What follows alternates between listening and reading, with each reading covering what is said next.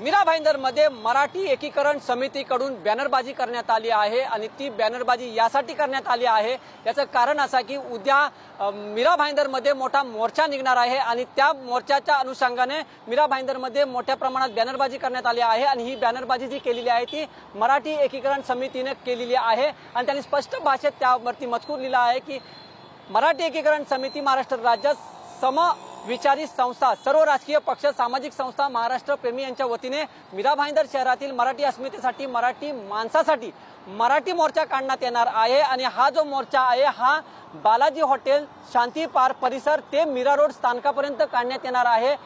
पक्षभेद विसरूया मराठी एकजूट होऊया या बॅनरच्या माध्यमातून सगळ्यांना आवाहन करण्यात आलेलं आहे की तुम्ही या मोर्चामध्ये सामील व्हा। हा मोर्चा काढण्यामागचं कारण एवढंच आहे की काही दिवसापूर्वी एका अमराठी व्यापाऱ्याला मनसेकडून मारहाण झाली होती आणि त्यानंतर जे अमराठी व्यापारी आहेत त्यांनी एक कडकडीत बंद पाळला आणि बंद पाळला त्यानंतर त्यांनी एक मोर्चा सुद्धा काढला। त्यामुळे त्यांनी आपली शक्ती दाखवायचा प्रयत्न केला काय याच अनुषंगाने मराठी मात्र आता एकवटत ते सुद्धा त्या संदर्भात उद्या मोर्चा काढण्यात येणार आहे। दुसरा अजून एक बॅनर लावला आहे त्यावरती असं म्हटलेलं आहे महाराष्ट्रात फक्त मराठीत राज्य आमचं भाषाही आमची भाषेला विरोध केला तर संघर्ष हा अटळ महाराष्ट्रात मुजूरपणा खपवून घेतला जाणार नाही अशा प्रकारच्या आशयाचे 2 बॅनर हे मीरा भाईंदर येथे लावण्यात येणार आहे।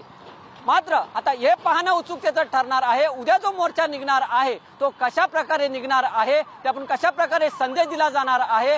यात हे मात्र येणारा काळच ठरवेल। व्हिडिओ जर्नलिस्ट कृष्णासह मी वैभव घाग TV9 मराठी मीरा भाईंदर।